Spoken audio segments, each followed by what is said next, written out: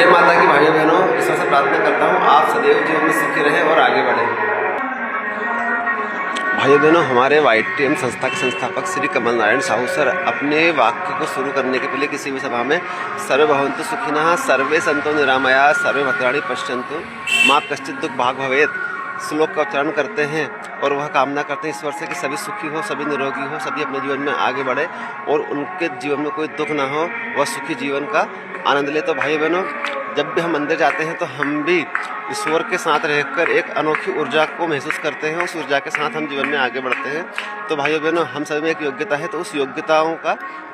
हमें एक मंच मिला है YTM इंडिया, जिसके साथ हम अपने जीवन को, अपने परिवार को सुखी जीवन जीने के साथ समाज को भी बहुत कुछ दे सकते हैं और सम्मान प्राप्त कर सकते हैं। तो भाई बहनों, ईश्वर ने हमें जन्म दिया है तो हमें एक अनोखी शक्ति दी है जिससे हम कुछ भी प्राप्त कर सकते हैं, क्योंकि ईश्वर की संतान तो ईश्वर की तरह शक्तिशाली होगी ही।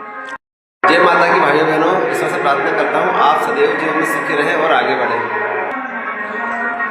भाइयों बहनों, हमारे YTM संस्था के संस्थापक श्री कमल नारायण साहू सर अपने वाक्य को शुरू करने के पहले किसी भी सभा में सर्वे भवन्तु सुखिनः सर्वे सन्तु निरामया सर्वे भद्राणि पश्यन्तु माँ कश्चित् दुःख भाग् भवेत् श्लोक का उच्चारण करते हैं और वह कामना करते हैं ईश्वर से कि सभी सुखी हो, सभी निरोगी हो, सभी अपने जीवन में आगे बढ़े और उनके जीवन में कोई दुख ना हो, वह सुखी जीवन का आनंद ले। तो भाई बहनों,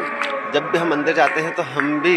ईश्वर के साथ रहकर एक अनोखी ऊर्जा को महसूस करते हैं, उस ऊर्जा के साथ हम जीवन में आगे बढ़ते हैं। तो भाइयों बहनों, हम सभी में एक योग्यता है, तो उस योग्यताओं का